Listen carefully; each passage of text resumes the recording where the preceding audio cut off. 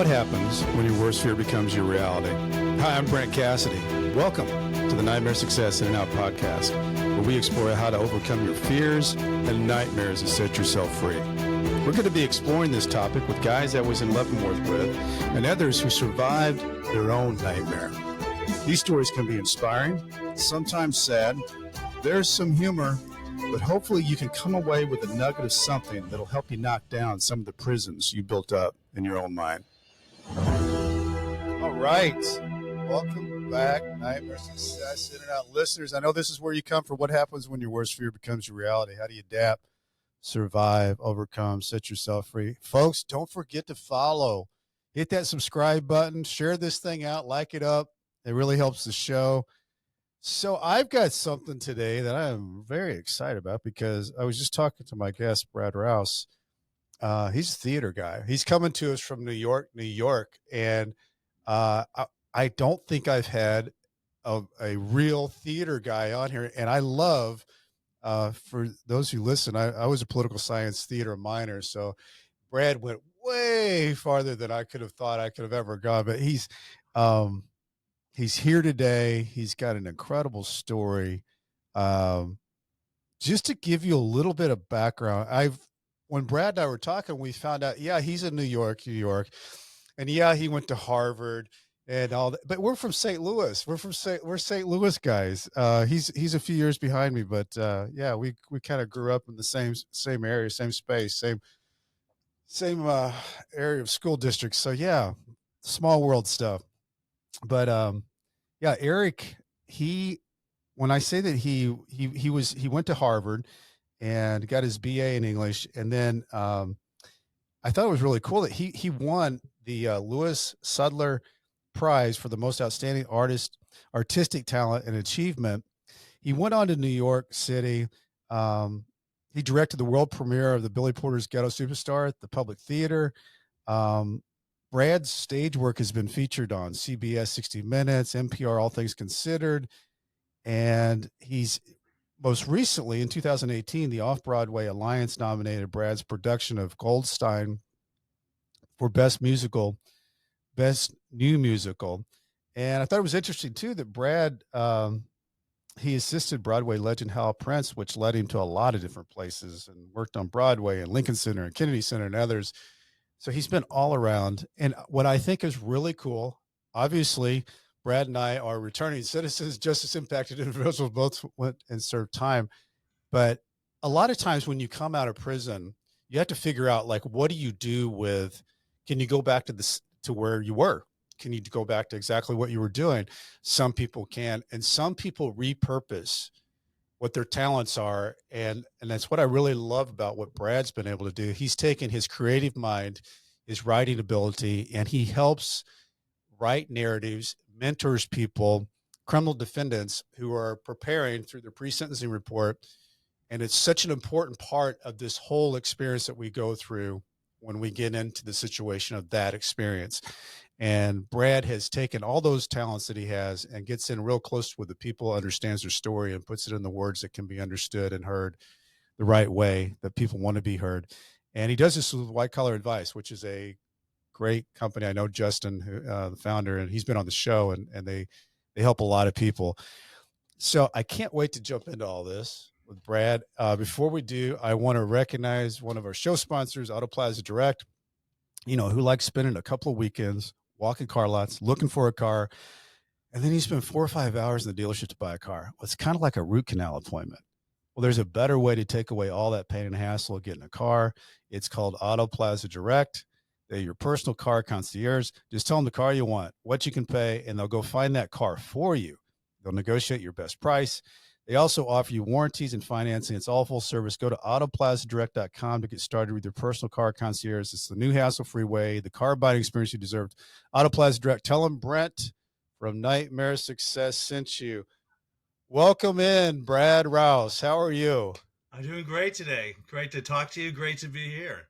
And you know what's cool is, for those that are watching this on Spotify or YouTube, Brad actually looks like he's in New York.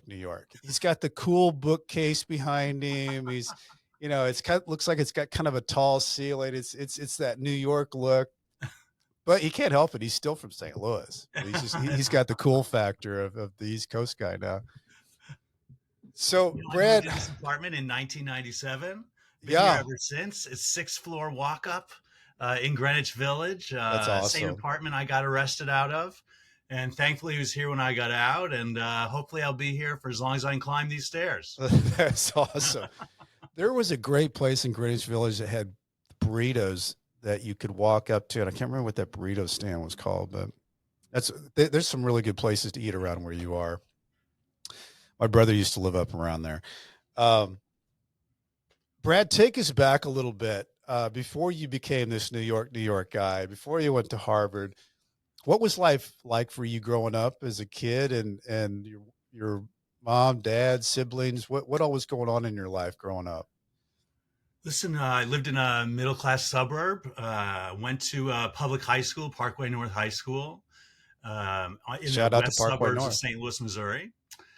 And my father worked at Washington University. He was a professor. He also was a dean there. My mother ran the early childhood programs at Ferguson Florissant School District. I'm the middle of three boys. My grandparents are supportive. We went to Episcopal Church. I did Boy Scouts. I did a lot of music, sang in choirs, did well in school. Had a pretty square upbringing. Did you always think, like, when you were in growing up and getting into middle school, high school, did you get into the theater stuff, or did that come to you later? Like, was that something that you were always drawn to? I was always drawn to it. My mother still has her season tickets for the Muni, which is a Yeah, big outdoor summer theater in St. yeah. Louis. Beautiful place. And it's a beautiful place. I just really got hooked. I got focused, seemed like home to me. And I just did as much as I could from then for many years, all through college. And then when I came to New York. So for those out there that want to get into theater, because I think what happens is there's a lot of intrepidation. Am I? Can I do that? Will people think that I'm good enough to do that? Um, did you just step into it with people that you knew and you felt comfortable, and you just kind of you felt like that was your space, or did you ever have the imposter syndrome that I can't believe I'm doing all this? I mean, when I was a kid, when I was young, Yeah, no, listen. Our high school had a really great arts program, great yeah, theater director, great choir director, and there was a lot of talent and a lot of enthusiasm, and we just were all in. yeah. And it was our life. We spent huge amount of times in the theater, in the shop, all that stuff, and it always was what felt like home base to me. Yeah, well, it becomes a community, Oh theater yeah. and all the people around. I just know when I was doing theater in college, it's a whole different dynamic. It's a whole different world of, it's kind of like you got your own little secluded world where it's the theater people, and you go through the whole stages of all those classes together. Yeah, and just putting on a production, I just loved every minute of it. I loved the rehearsals. I loved the technical. I loved the performances. There was nothing about that I didn't enjoy. Telling those stories, making contact with that audience. And I did some performing, but really where I settled was in directing. Directing. And I just had a facility for it. And it's where I felt like I was supposed to be. And I did as much of it as I could. Well, there's a big difference between acting and directing. I when I was doing it, I got B's in acting and A's in directing. And I always have said this, Brad, for those out there that are wanting to build a company, that are into business, I think maybe one of the best required courses would be a directing course, because the whole thing is what you have to do is make it believable for the people that are watching.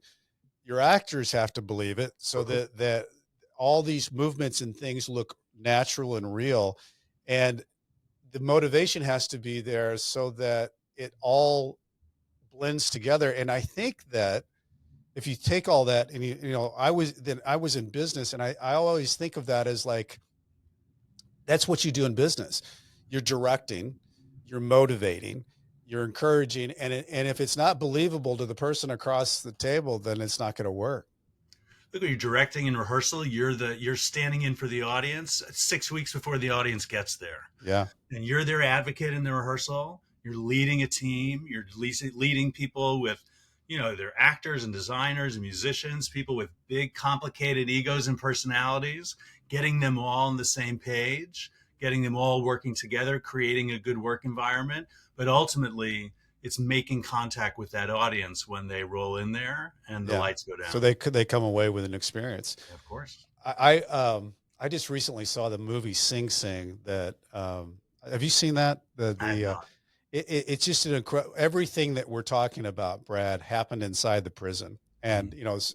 a lot of these guys were in there for 20 plus years, and they all got together and created, and it had a lot to do with the director um, that was a part of these group of guys, but it was so inspiring to see this how this story is, and then at the end it shows that a lot of these guys that actually were in the movie were the actual inmates. And I thought, well, I guess that makes sense Yeah, because yeah, they were in the theater program, of course they could act.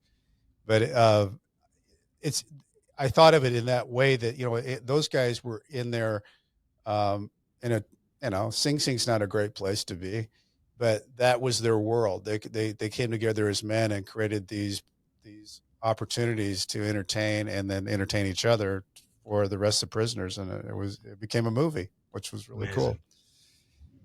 I'd like to. I'm hopefully going to be interviewing one of the guys that was in that, and you know, the creativity that those guys had was pretty incredible.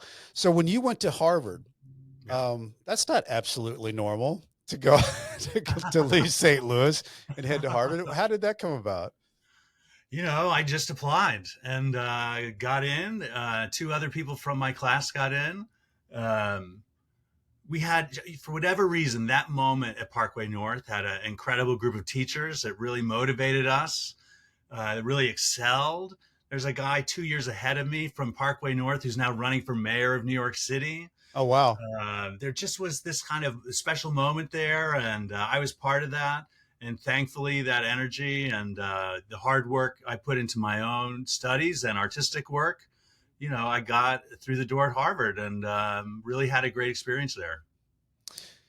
So when you're getting through Harvard, Yeah, yeah. Brad, and you did well. You did I well. directed a lot of plays, did a lot of performing and, writing, directing. There just was so much like creative energy there. And all my friends want to do the same thing. And that's just what we did year round.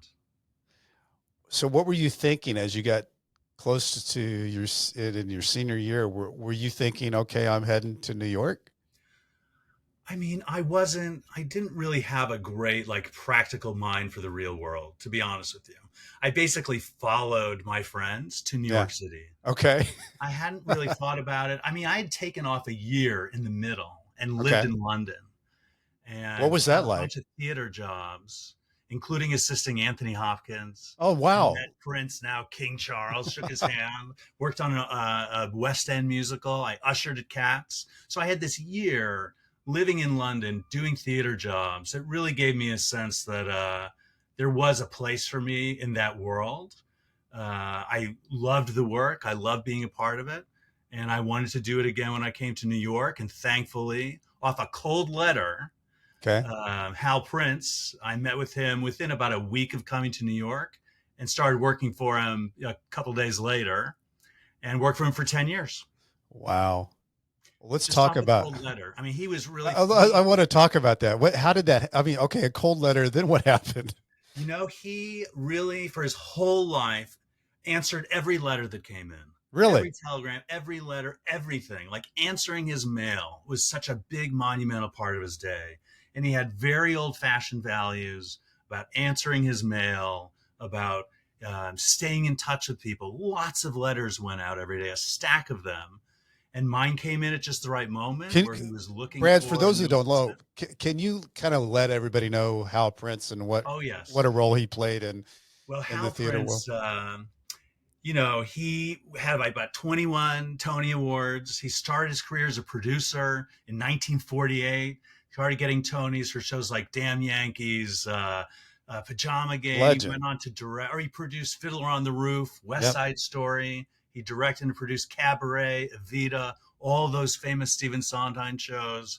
Phantom of the Opera. I mean, he had a legendary career, directing and producing new musicals in New York City, quintessential Broadway impresario, and was just incredible force of nature. It was amazing It's 10 years to work for him. And so, Brett, I can't imagine you got a chance to work for him for 10 years, but as a young kid coming Yeah. in there off of a cold letter, what was going through your mind that I'm in front of Hal Prince and here I am in New York and my gosh.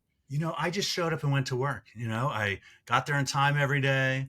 I did whatever I could do each day to get the job done. I was very task oriented. I think that's where my kind of Midwestern upbringing kind Hmm. of kicked in. Yeah. Showed up on time, did the work, did I just got the job done. I mean, I had a good work ethic. My father, who's in his 80s, is still working. They're just like, you worked. And I just worked. And that was Hal's attitude as well. Hal, even into last time I saw him was the year he died. He was 91. He was still going into the office every day he was in New York, Oh, still wow. working on new musicals. And he had that same, he was born in 1928, but he had that same work ethic.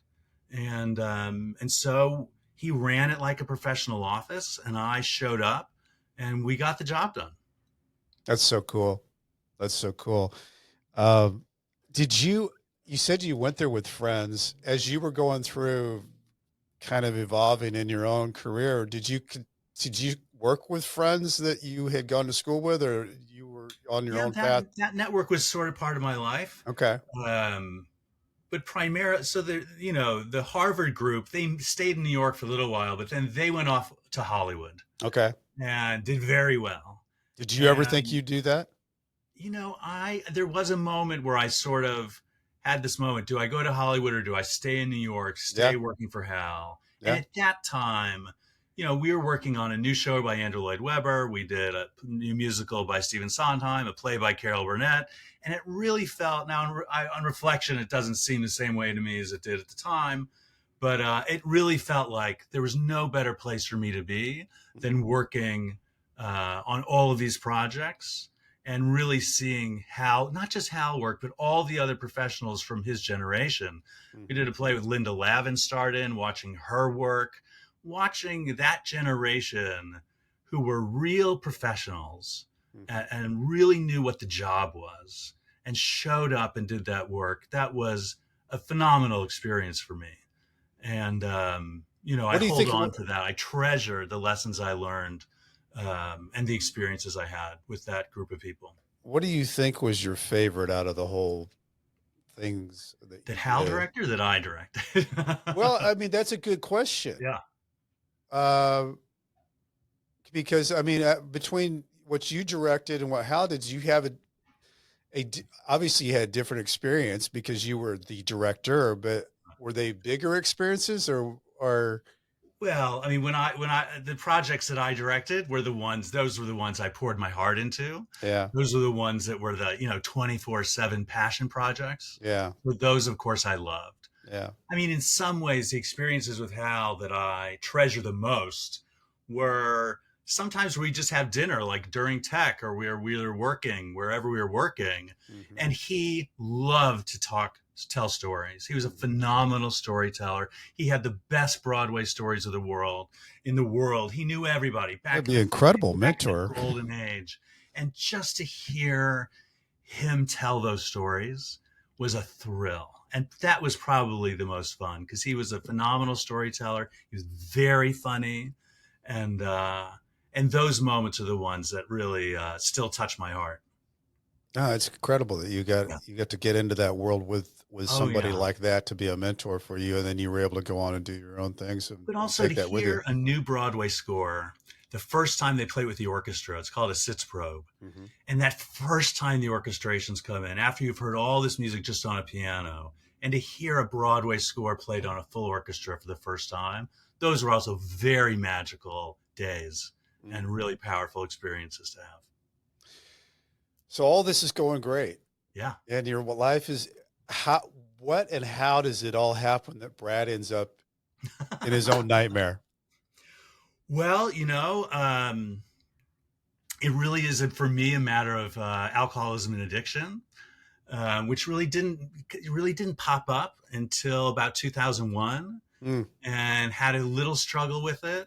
And then when the office sort of downsized and Hal started doing less, and I stopped working there full time, a few months later, I tried drugs for the first time and was in jail about 14 months after that.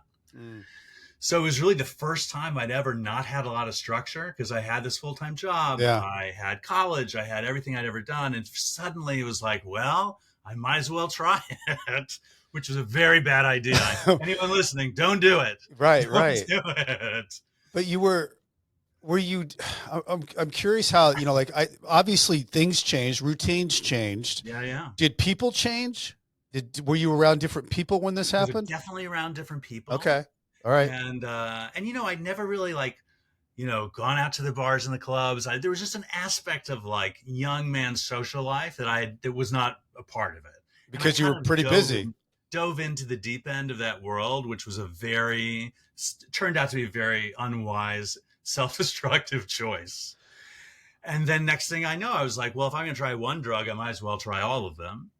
And then a few months later, someone said, we could get more drugs for less money. I said, well, Okay. how is that? And he said, well, there's wholesale and you get more drugs for less money. And I thought, well, that seems like a good It's a good idea. idea. It's Yeah. not a good idea. Anyone listening, don't do it. Not a good Don't idea, do but it. sounded like a good idea.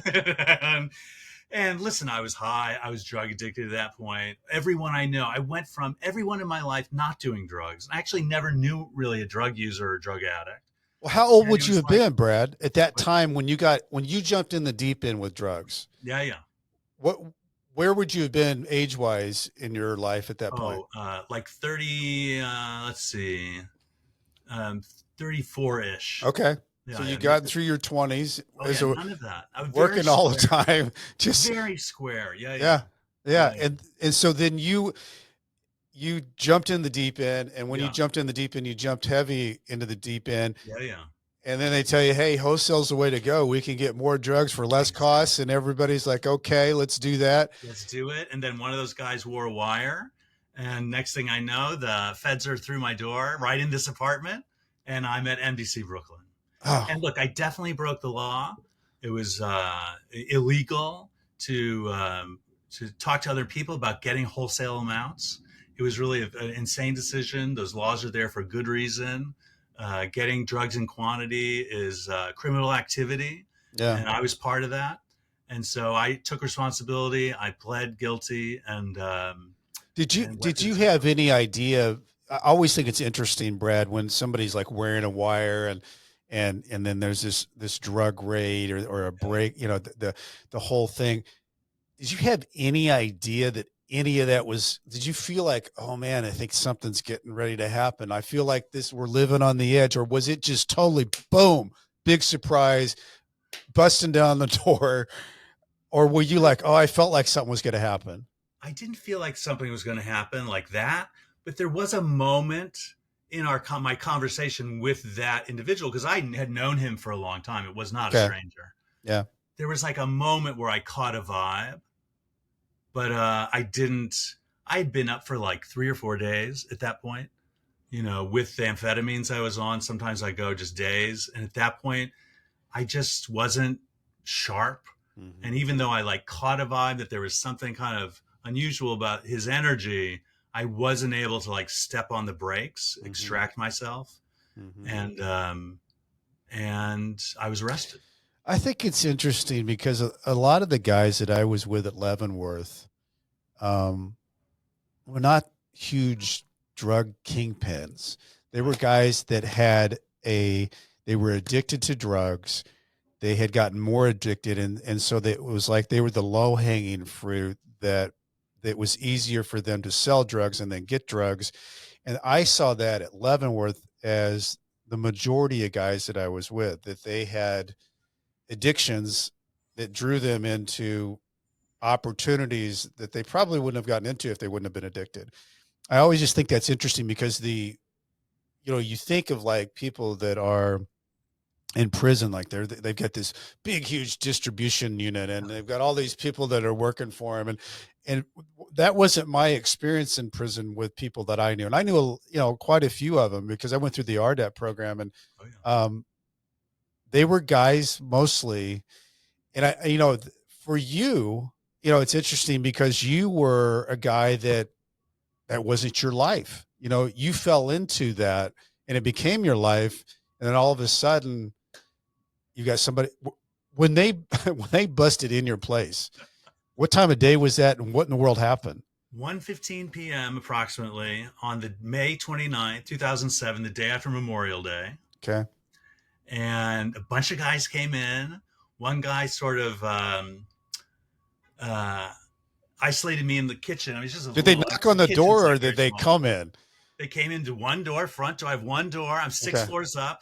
They Yeah. actually didn't seem so mad about the drugs. They were very mad about the stairs, though. Oh yeah. Because 6 so floors. there's about 10 guys, and I'm isolated kind of on the floor in my kitchen, and Yeah. I just see, flash bulbs going off, and the guy yelling at me, and look, I actually got to know two of these guys, and whatever, I forgive them, but he had this thick Russian accent. And he's like, Okay. Bradley, your life is over.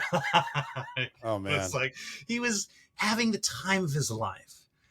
He loved arresting people, as I found out later. Big personality, and they found 61 grams of methamphetamine, and that was all they needed, and that's what I had in the apartment, and that was enough to set off a legal process, set off a felony charge, which it was. What was I'm always curious, like when that happened that day. Yeah. And the rush of all that, this Russian guy with the Russian accent. The Russian guy, What is going through your mind? Is like, oh, he says your life's over, your life's going to change or whatever. What actually, something like that. What were you I remember saying, do you want us to tear up the floorboards? Yeah. Tell us where it is. We'll tear up the floorboards. Sounds like a movie. Sounds like a movie. Sounds like a stage, the theater production you had just done. Yeah. Did you think, oh my God, what's going to happen next? Were you in a, because I didn't have that happen to me. My whole situation was different. I never had the break, the house raid and all that. I simply went down and turned myself in, and that was totally different. And then I voluntarily surrendered and stood at the gate. So I'm curious, when that happened to you, did you think, oh my gosh, here I go, I probably never come home? I got to call my parents. What all was going through your mind? I mean, like I said before, I'd been up for like 3 or 4 days. That's crazy, because that's when you get delirious. That coming into that headspace. Yeah. I mean, I was just stunned. It's like I could hardly speak. I was just sort of stunned. And, but my nature was to like respect law enforcement and comply with their instructions, which I did. Yeah. I showed respect. I didn't react physically. I did ask them to show their ID, which they didn't. I asked for a warrant, which they didn't show me. Those are the things I thought I was supposed to do. Right. Now that they're already in your apartment. They didn't really react at that point. They were like, and the furniture's going everywhere. Right. Things are flying. And I mean, it's pretty fun. When I look back on it, I have to laugh because it was a pretty extreme experience. Oh gosh, yeah. Yeah. I mean, it's what happened to you is like the movies. What happened to you is what people either perceive or have seen in movies, and it happened to you. And did they immediately arrest you, take you to they took me holding down, facility? handcuffed me, took me out of the apartment, down the stairs, so put into their car. Yeah. You put on the shoes. They say no shoelaces, of course. So no shoelaces. Harm yourself. Handcuffed, taken down. Once we were in the car, the tone changed. And from that point, I mean, I know they're sort of trained to try to make a connection with you, a social connection. And so they turned around and we're in their car, and they're like, sorry about this. We don't want to break up your fun, What a strange thing to say. That's really weird. It was a very strange, the whole thing, now that I look back on it, and now that I work with, I've worked with hundreds of other people. Oh, yeah. In the system. Yeah. Hundreds. It all kind of makes sense to me now. I forgive anybody that may have heard crossed the line. And, and I now realize that they really had saved my life. Mm. In You fact, said like that when we leading were up, on the phone. I thought that was oh, for interesting how, sure. In because fact, leading up to the arrest, I'd had thought like, I need to use more drugs. Like I was sort of like, I yeah, wasn't making stay up enough longer. progress. Maybe I I can wasn't stay up having 10 enough days fun. and do more drugs. Yeah. So it really was a blessing, saved my life, opened a whole new universe to me. Yeah. Um, going from Harvard to, um, Broadway theater. I mean, that's a Yeah. bubble. Oh, yeah. That is a serious Yeah, intellectual, social for bubble. sure. Yeah. And the experience of going to jail, going through the federal system, living at MDC Brooklyn, where I Let's think I talk told about it. I want to talk about that because you, I've heard a lot of different things about that. So, yeah, but the other thing I want to know too, and maybe I'll take a break here and recognize our show sponsor because I want to know what your parents thought, what oh, you were like walking into out of this bubble into one of the places that everybody talks about. yeah, yeah. So we'll take a break there, and I'm going to recognize, a lot of people, don't like how they show up online, and there are a lot of people that think there's just no hope to ever look any different online when something happens bad for your reputation on Google. Well, my buddy Drew Chapin, he's got this company called Discoverability Company, and they can help you. Whether you're trying to building your reputation from scratch or repairing from search results after a negative news story, Discoverability Company can help you. And they can also help you with how you're portrayed on popular AI services like ChatGPT. To learn more about Discoverability Company, go to discoverability.co. They're even launching a do it yourself SEO option, a course for individuals who want to take on their search results on their own budget and speed. Listeners of Nightmare Success can take $100 off the DIY SEO course with coupon code Nightmare Success. And again, I also want to recognize that Nightmare Success podcast is sponsored by the White Collar Support Group. It's the world's first support group devoted to people navigating the white collar criminal justice journey system. I am a member of the White Collar Support Group, and I can tell you this is a bunch of people who help each other through the criminal justice journey for free. Whether you're just starting your journey or you've made it through to the other side, this is great space for you. You can join us on Zoom, Monday, 7 p.m. Eastern Time. For more information, go to prisonist.org, prisonist.org, start here. Okay, Brad. So you get drugged through this whole thing, and your parents are in the education world. You're in this theater bubble thing, and now did your parents have any indication at all that you had kind of gone to the wild side for these few months or year or whatever, that you got out of touch, or did they know that you were up for 4 days? I think they knew that like I wasn't doing well mentally. Okay. Um, I don't know. They certainly weren't aware of like how far I'd gone into like illegal drug use Yeah. and that whole alternative universe of people that are still out there. Yeah. I really went through the looking glass into that alternative universe Hmm. where suddenly that was my whole world. They were not aware of that. I didn't go home for Christmas for a couple of years. I mean, they're very square. I mean, these are like they're like the nerds of all time. My father was a chemistry major, chemistry PhD. My Yeah. mother early Education childhood people. Yeah. education, Professors and administrators. Yeah. Yeah. and they were like old fashioned. They were born in 1943 in St. Louis. Yeah. They had a very like mid century, wholesome life. A lot of Hmm. healthy structure. Yeah. Um, Very serious about academics, very serious about just civic duty and church and all that kind of wholesome stuff. So, what I went through in terms of how I got into trouble, but also the consequences were very shocking for them. So you end up going through the process of these things. And I'm kind of curious too, like how from the time that they raided your place Yeah. to the time you find yourself um, before the judge with a plea agreement and going to the place that everybody talks about, how long a time was that? Well, the arrest was 2007, Okay. and plea hearing was in January 2008. Oh, wow. Okay. And I actually um, did my year at NBC Brooklyn before my sentencing hearing. That's interesting. So after I pled, they remanded me.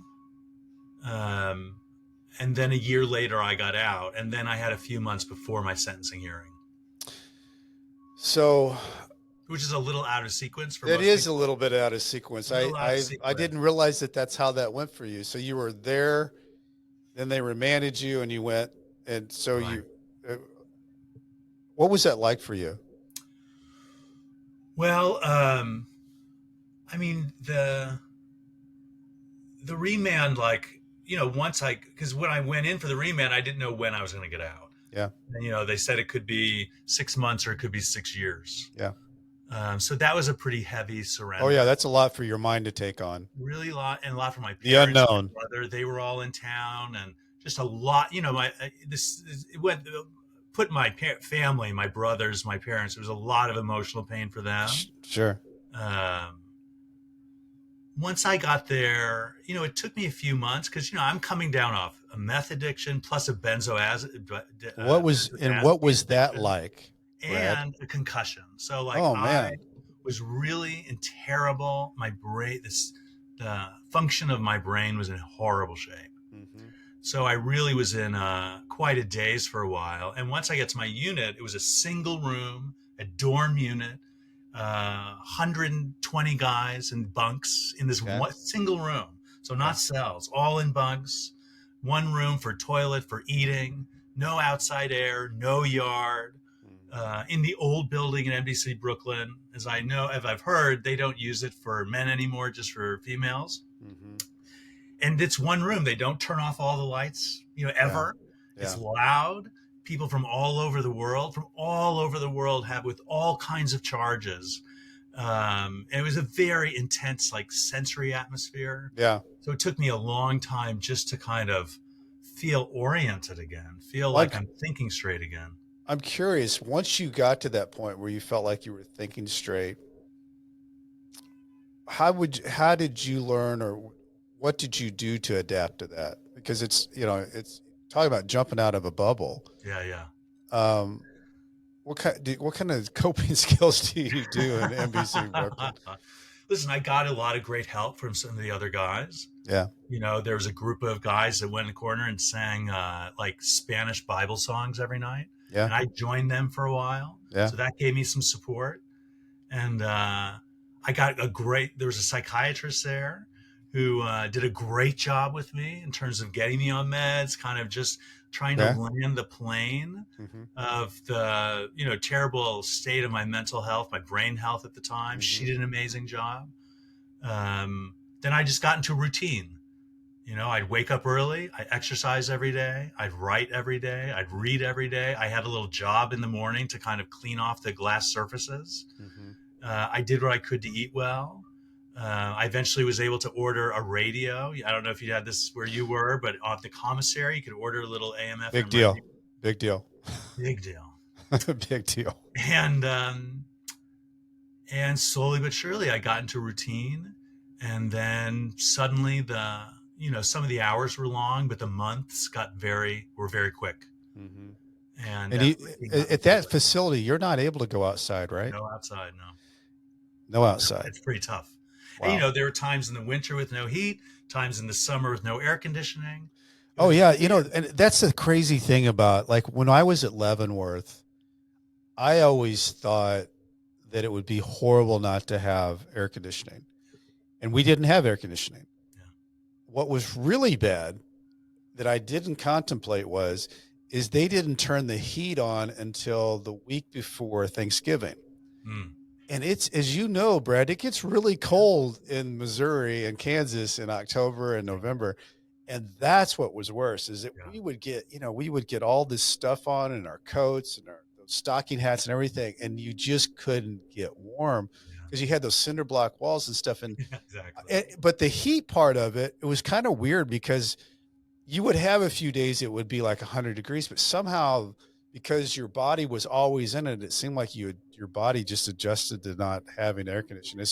It's a weird phenomenon because I would have never thought Yeah, any yeah, of that. But yeah, it's yeah. funny how your body can adapt to all kinds of weird stuff. Listen, we adapt. We adapt. And it was amazing. There were men from all over the world. Some of Yeah. them had never been in a winter like a New York winter. Been from countries, grew up around the equator, and the cold just like was very hard on them. And but we adapt. We can adapt to any circumstance. I mean, that really showed me, and I watched the people who really had adapted well to Yeah. this extreme situation. Yeah. And when I got there and I saw people who were like laughing or singing or dancing or Yeah. playing cards, I'd be like, "Why are you laughing? Don't you know you're in jail?" And, Right. and I'm like, "Wait a second, maybe I'm like have the wrong attitude." Yeah. Yeah. Yeah. And there's a moment where I'm like, okay, like I should be watching the people who seem adapted. No, no. And I think that's a really good nugget of wisdom that you just threw out Yeah, there, Brad, because when you get into a space that you're uncomfortable with or it's an unknown, I think it's so smart because I did the same thing. yeah, Look around. Don't say a lot. Just look around and see who's adapting the best, who's doing like maybe you would want to do, mhm, and figure out what they're doing. Lots of times you just go up and talk to them and say, "Hey, like, why are you so happy? Or how did you get that job? That's a great job. I'd love to have that job." But um, I think that's a great I think that's great advice for anybody out there. When you go to a new job, look around, see who the people are that are getting it right, and then model it, have a mentor you, talk to them, figure it out, and then just start doing what they're doing. yeah, yeah. And it's kind of like getting the answers to the test before the test. But I also think you would have been, Brad, one of the most unique guys in there because I'm sure there was a Broadway play guys that were in your facility. there No, I was mean, I didn't really talk about that stuff. I just laid low. And most of the time I spoke Spanish, actually. I'd been an yeah, exchange student and I had some good Spanish and fell in with the Spanish speaking guys. yeah. I didn't really talk much about my history or anything It like doesn't that. happen a lot though in prison. That's the weird thing. Yeah. Um, you would think that we all sit around and talk about that, but we Yeah. don't. You talk about the present situation and your routines and all those different things, but it's Right. funny. Unless you've got what people call a car, where you got 3 or 4 people and those people kind of share a little bit more than others, but mostly people don't talk a lot about their past situation. Now, some people did find out over time, the Yeah. people that I gotten to know for a while. And Yeah. there was a day where this was back, Patrick Stewart was doing a one-man version of Macbeth on Broadway, Okay. on the Scottish play, as we say. And these three Nigerian guys, for whatever reason, had found a copy of the Shakespeare play in what they called the library, which is just Uh-huh. like a tiny little room with Right. back books. And they come over and they throw the script down. They're like, "Explain this to us," because they wanted when they got out, wanted to be able Yeah. to take their girlfriends to see Sure. Macbeth and know what was going on. Right. And so for a while, we would get in the corner for a little bit each day and read our way through the So you kind Scottish. of interpreted it for him. This is what's And yeah, we happening. just sort of like explained what's going on, Yeah. and it was a blast. Yeah. And they were in. You really saw what a great writer Shakespeare is, Yeah. and just his ability to captivate anybody's attention, whether or not they could understand everything, all the language or not. But the storytelling was so strong; it was really fun. That's cool. Yeah, So you get to the end of this thing, yeah, yeah. getting close to the door. What are you thinking, Brad, about re-entering? What's going through your mind? Well, one, I didn't know until like 8 hours before I was getting out That's weird. because I didn't Usually know. people know like 6 months or 3 months Well, I didn't before. know when I was getting in or out. Okay. You know, because I said when I went in, they're like, it could be 6 months or months, it could 6 years. 6 years, and I Yeah. didn't know until really the night before. Okay. And so, I mean, I just wasn't. I don't know. It was all such a rush of feeling. Um, I hadn't really thought about anything other than getting out. Mm-hmm. And a woman I'd known, a woman I directed a musical, a Broadway actress picked me up from the courthouse, 500 at Pearl Street, brought me street clothes. My mother had to FedEx some street clothes for me and my house keys. Okay. And I remember getting in that cab and feeling almost, car sick because I hadn't seen anything move faster than a person walking in a year. Yeah. Right. You've been inside Suddenly, all like year. in a cab in Manhattan, Yeah. and it was just, I was in shock. I hadn't really thought much past that. My sentencing was still in front of me because my Mm-hmm. actual sentencing hearing didn't come for another year or so, Mm-hmm. and I just was disoriented. I mean, I was disoriented in terms of like what the experience was, what it would mean for me going forward. Mm-hmm. And I just was only taking it basically 1 hour at a time. It was just amazing to sort of pick my own food when I got out. Sure. And from the intensity of being in that room with 120 guys for a year, it took many months for my brain to settle on down because Yeah. you're in that unit, Sensory overload. hyper aware, the hyper vigilance, the hyper stress, all that stuff. It took me a long time for my brain to just kind of settle. I mean, that might have taken another couple of years, Mm-hmm. frankly. Mm-hmm. It took several years for me to really feel like myself again. Mm-hmm.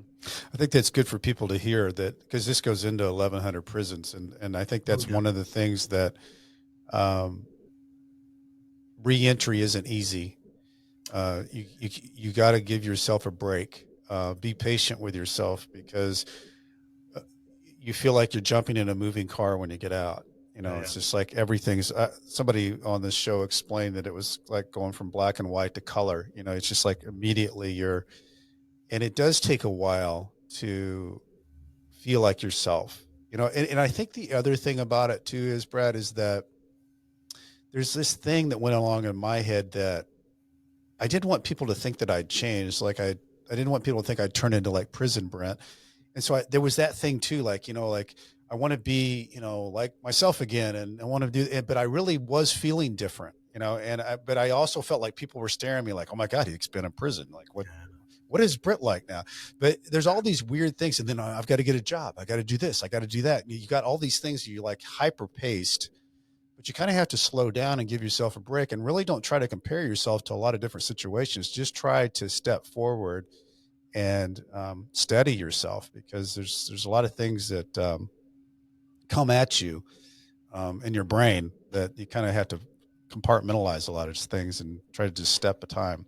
I mean, I did not come out with a good frame of mind. Like, Mm-hmm. I did not pivot quickly enough. Mm-hmm. And I look back and I think I made a lot of mistakes just in terms of my attitude and my thinking about Mm-hmm. what life was going to be like. Mm-hmm. And now that I've worked with hundreds of other people, a lot of what I do when I'm working with people going through the system now Mm-hmm. is giving the advice I wish someone had given me. Yeah. Because Now I that was you've walked through disoriented. it. Yeah. I made a lot of mistakes just in terms of my own thinking. I sat in a lot of resentment Yeah. because my friends from my past, professional friends, Harvard friends, most of them, I was dead to them. Yeah. And I thought, and I'd expected or fantasized Mm-hmm. about being welcomed back Yeah. and been like, what can we do to help reconnect you? Mm-hmm. What can we do to help kind of get you back on track? And that did not happen. Right. I no longer had any professional juice. So a lot of people in the theater world were no longer interested. Well, in that's, it was a Brad, shock. but I think that's interesting because a lot of people assume that wouldn't be that way in that world. That this would be the one place, Yeah. theater and movies and TV that you could just step right back in because, well, that's okay. You had a little bit of a drug thing.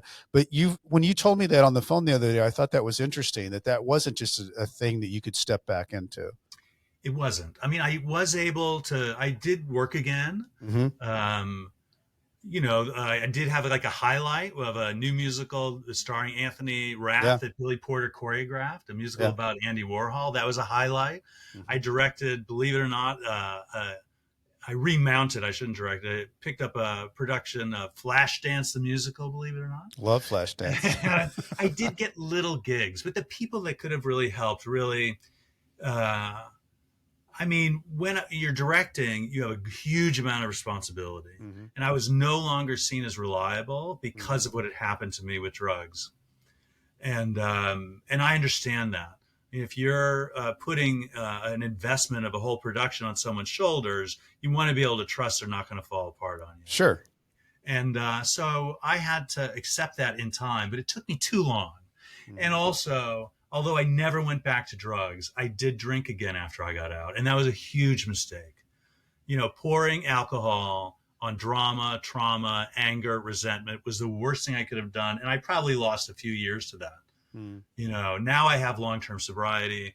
Now, it's been almost a decade since I've had a drink. And had I come out and gotten right back to the gym, gotten to meetings, really like pivoted with a sense of energy, renewal, and adaptation. But I didn't do that. I came out angry. I came out resentful.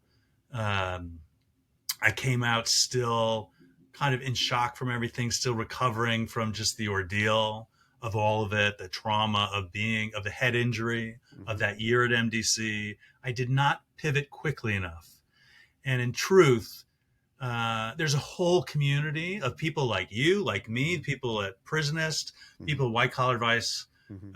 There's lots of people out there who've been through the system. There's a whole world that had I connected to that community back then, it wasn't quite around back in 2010 when I probably could have used it. Yeah. But there's a huge amount of help and support and a huge number of people who pour their heart into people that are currently going through the system, talking them through it with a positive sense of purpose, specific advice, practical thinking in terms of how to rebuild. There's so much help now. And but I didn't tap into it. I didn't find it because mostly I just wanted to disappear. I'm curious because I totally understand that mindset of just being angry and resentful and and overwhelmed and all the stuff. What do you think? What turned the switch on the other way? What made you change? Well, part of it was stopping drinking. That was a big part. And what made you decide to do that? I was just That's a big deal. I was just at the end of the road. You got tired of yourself. I'm going to lose this apartment. Okay. I'm not going to ever work again. It's really like you just got tired of yourself, basically, and said, "I'm done." I was at the end. I pushed it to the very, very end, and I got sober. I went on LinkedIn. I connected with Michael Santos on LinkedIn. White Collar Advice. For White Collar Advice. I've worked with. It's like 350 defendants at this point. Well, let's talk about. I want to talk about that, Brad, because I think I think that this is such. I love this show from the standpoint that everybody likes a comeback story. I understand that, but I love the people that I get to interview on this show that they survive a horrific event.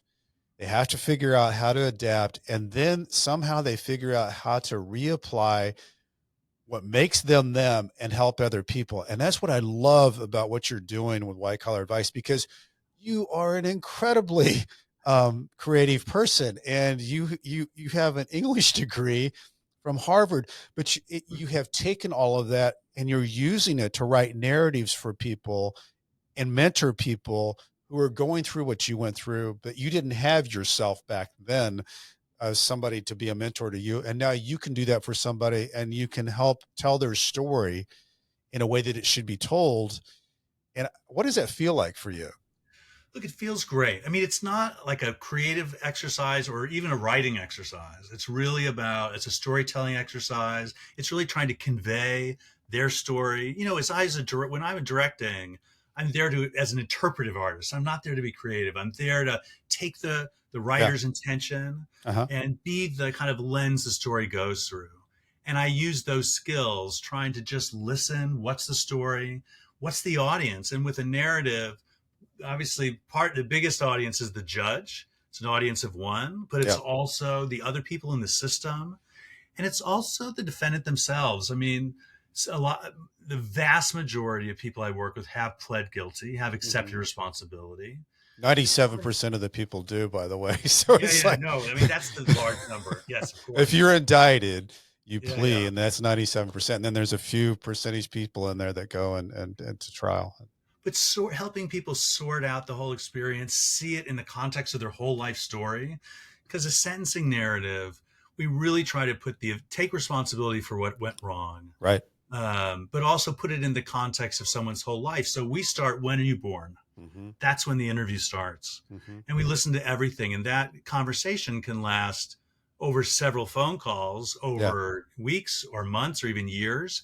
That can be 7 or 8 hours on the phone to somebody. Yeah. But the interesting thing is you have to, after you hear all that, you have to figure out how to craft that story, the most powerful pieces in that, so that that person's a real person. Because Oh, no, what of you're trying course. to present to the judge is that, yes, this event happened, but look at all of this. This person lived a whole life, and this is how they came here. This is why and how they're in front of you, but this is who they are. And There's so also, many times that doesn't happen, by the way. look, but the other key part is looking ahead. So Yes. it's seeing how it fits into the whole life story, but the life story doesn't stop at the sentencing hearing. No. The life, so the the long-term outcome from working on a narrative or working on a release plan or anything else you do is like, okay, like this is one strange chapter, just one moment in my life story. Now looking ahead, what can I learn? How can I get better? Because we want everybody to come home in the best possible frame of mind. Right. And that's being ready to work again, reconnect with family, community, be productive, be healthy, be sober, whatever. Mm-hmm. So the looking ahead is as important as looking back. I also And think it's interesting, Brad, that you went to LinkedIn and found this opportunity, which sounds like a very normal thing to do, but that finding this opportunity, white collar advice, and for those who don't know, white collar advice has been covered nationally on so many. I mean, you can see Justin on CNN and all kinds of different things. He's been on Dr. Phil's podcast. He's um, New York Times Magazine. There's all kinds of things with what white collar advice has been, but it, it's something that, like you said, Brad, I didn't know about it. You didn't know about it. I didn't know about the white collar support group that Jeff does, Jeff yeah, Grant. Uh, but I think it's important for people to look out and around. And you did that through LinkedIn and found a community that you could use your talents to help people. it was a miracle. I mean, it really, I just, a lot of the kind of theater jobs I could have gotten would have been in colleges and universities. Mm-hmm. And that was not a possibility since I had a felony. Mm-hmm. And so I started clicking on people in the justice field. I said, okay, well, maybe there's a place for me in that world. Mm-hmm. And I clicked on dozens and dozens of people, and Michael Santos clicked back. And then, like a month later, he said, do you want to interview on podcasts like this one? Mm-hmm. And then, like 4 or 5 months later, he calls me and said, do you want to come work for us? Mm-hmm. And it came at just the right moment because I had just directed a off-Broadway musical and I had no theater work in front of me. I Mm-hmm. had no gigs, no offers, nothing on the calendar. Mm-hmm. And at that moment, Michael and Justin Paperny invited me to help them. And from then on, I've been talking to somebody basically every day since then. That's 7 years ago, about. 7 years. Yeah. And it's been a huge gift. It gives me a great sense of positive purpose. It's hard work. It's Mm-hmm. intense work. Mm-hmm. I'm often talking to people on the worst days of their life. Yep. It's given me a great deal of hope with this job because, you talk to someone in that early moment of despair, and then over the weeks and months that follow, hearing people come back to life, start Mm-hmm. eating again, Mm-hmm. leaving the house, going back to church, Mm-hmm. whatever you have to do to start reconnecting to the world. Because Mm-hmm. when your case starts, as you know, it's like an earthquake in the middle of your life. Oh yeah. The kind of pain, a kind of disorientation, that sense of shame, that sense of stigma, the whole world kind of collapses in. And a Yeah. lot of people that we work with, their stories make the news. It's Oh a yeah. major earthquake in life. Mm-hmm. And to hear people move through that one day at a time and start to orient themselves back towards the light of life, family, productivity, and health, it's a phenomenal, beautiful thing to see over and over and over and over. And when I hear somebody, even if they want to die, which they often do at the Oh yeah. beginning, come Yeah. back to life, it just makes me feel like, man, anybody can adapt to anything. And I think And it's that's been a one of the huge gift. biggest things that you learn is that you can adapt to just about anything. Yes. You really can. You can adapt to just about anything. I And think it's really sometimes the cool. best days of your life come after your lowest moment. Yeah. And Yeah. that definitely Once you hit works for me. rock bottom, there's only one way up. I feel better, younger, more optimistic, and more lighthearted now than I did even working on Broadway when my Well, and 20s. I could feel it with when we were on the Yeah. phone. I feel like you feel good, Brad, Oh, about great. Yeah. how you feel about what you're doing, and Oh, how you yeah. can give back, and the connections you make. Those are all, whenever you can use your experience like that to help others, that's a you're paying it forward. I mean, you're helping Yeah. people with something that you could have used yourself, and now you're giving it to someone who needs your help, which is And, awesome. I meet amazing people. I mean, Yeah. as just because someone has a felony doesn't mean much. No, I mean, I meet they people. don't take your brain. I mean, these guys are like, I've met incredible men and women from Yeah. all over the world. The cases are here Yeah. who've had huge accomplishments for one reason or another. Their Right. life went off the rails, sometimes Hmm. very briefly, Hmm. sometimes for 3 months out of a 70-year life. Yeah. And they have incredible families, beautiful community service, accomplishments in life. Yeah. And I've sometimes I'm just on the edge of my seat in awe of the incredible lives people have led. And those lives include contact with the justice system, Include include you. Yeah, exactly. some kind of uncomfortable times, but that's just one part of an incredible journey. So it's been an honor to hear people's stories, hear people's what they've done, how they've lived. It's Mhm. really opened my mind to the world in a way that I couldn't have ever experienced living in the bubble that I was in my 20s. No, and it'll probably be something, Brad, that you'll end up coming up with some creative work on the stage of all these lives of people, and it becomes some great work. Well, I can see that something, happen. I can see that happening. yeah, listen, I hear the best stories Yeah. in the world. Like there's no Netflix in my life, nothing, because Yeah. nothing beats the stories No, I you're hear every hearing day. them. That's the way I feel. Yeah, I was getting ready to interview this lady the other day, and I spent an hour and a half in this world reading about her, thinking, "Oh my God, I know. oh my I know. God." And Yeah, she survived, and she's doing great things now. She's very politically connected in Washington D.C. and yeah, helping yeah. women who have. It's incredible. But that's the thing. You can adapt to anything. You can survive. You got to be willing to step forward. But I want to know, Brad, from all the things that you've gone through and the life that you've lived, because you've lived a really cool life. I mean, you've done some things that a lot of people don't get to do. What do you think's your greatest takeaway through all this experience? Oh gosh, I think I just shared it with you. I mean, I think that watching people move through that terrible time of life, and I had my moment too, Mm-hmm. and seeing that the healing process is available to everybody as long as you head in the right direction. Mm-hmm. I mean, I headed into a kind of dark direction after I got out from Mm-hmm. MDC. I was in a very dark headspace, and I was making choices that made my situation worse. But that also helps you share that with those people that you're trying to Well, help, that you sure. can fall into that. And here's Yeah, what I yeah. did. Yeah. But seeing people heal, and I see that with the clients I work with, uh, and I also see it with people in early sobriety. Mm-hmm. Just seeing the ability for people to kind of really do a course correction, no Mm-hmm. matter at different times of life. They can be 19 or they can be 75. Mm-hmm. That no matter what you've been through, you can make a major course correction and have an incredibly beautiful new season of life. Mm-hmm. And to know that and see it, and it's so obvious to me because I think as a young man I would have never believed it was possible. Had Mm-hmm. you seen me at my lowest moments, and anyone seen me at my lowest moments, you'd have thought that is hopeless. Yeah. That guy is never going to make it. I was in such terrible shape physically, mentally, my reputation, my bank account, everything about me. I was totally destroyed. Mm-hmm. And I could have never imagined that my happiest, most joyful, most physically robust, intellectually robust, that everything, all my best days were in front of me. I would never have believed it. But now it's so obvious to me. And I feel at the height of my powers, artistically, intellectually, spiritually, physically. I've never felt better. But I could never have gotten here without all the people I've met along the way and all the pain I had to suffer in my lowest moments. Gosh, that's good stuff. That's good stuff. I think that's where we should end it. That was good, Brad. That was right at it. You nailed it. You nailed it.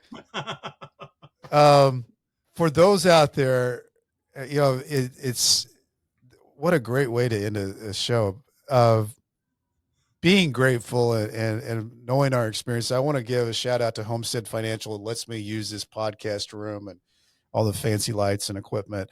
If anybody's got home mortgage needs, go to Greg Afdiev. He's your guy. He knows your stuff, and he can help you out at Homestead Financial. And if you're looking for a book out there, I've got one, Nightmare Success. It's on Barnes & Noble and Amazon. And like I said, like the show up. If you want to know anything about me, what I'm doing, go to brentcassity.com. I spell it wrong. I spell it with a TY, not a DY. What I would have loved to have been a DY growing up with Sean and David Cassidy, but TY, brentcassity.com. As I used to say to my people when I was writing my emails back and forth from Leavenworth, stay strong. I'll do the same. Brad Rouse, thanks so much. What a great story. Love what you're doing. Great stuff, man. Nightmare Success, in and out.